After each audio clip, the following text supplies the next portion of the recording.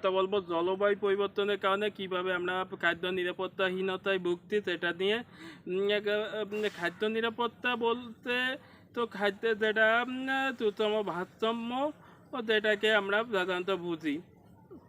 খাদ্য নিরাপত্তাহীনতা মূলত হচ্ছে যেটা বোঝায় যে আপনাদের জলবায়ুর কারণে যেটা খাদ্য নিরাপত্তাহীনতা, সেটা হচ্ছে আমাদের সময় উপযোগী খাদ্যগুলো আমরা পাচ্ছি না, সেটা হচ্ছে আমাদের জলবায়ু পরিবর্তনের কারণে খাদ্য নিরাপত্তাহীনতা। যেমন যেমন আমরা বলতে পারি যে খাদ্য খাদ্য যখন হয় তখন জলবায়ু পরিবর্তনের কারণে অতিবৃষ্টি হয়ে ফসল ডুবে যায়, তার কারণে খাদ্যের পরাগায়ন ফসলের পরাগায়ন নষ্ট হয়, তার কারণে আমরা এক ধরনের খাদ্য নিরাপত্তাহীনতায় ভুগি। আবার এতে খরার কারণে অনেক খরার কারণে ফসল নষ্ট হয়ে যায়, সেটাও একটা খাদ্য নিরাপত্তাহীনতা। অপরদিকে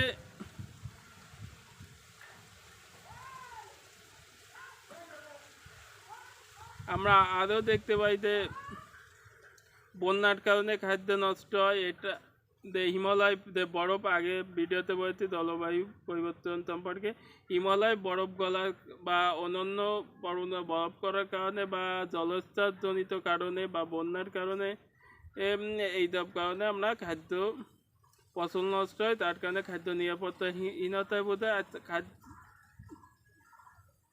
আর আপনারা জানেন যে আমরা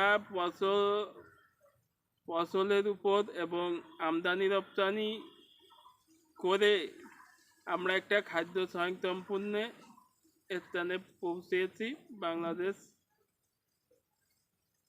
এখান থেকে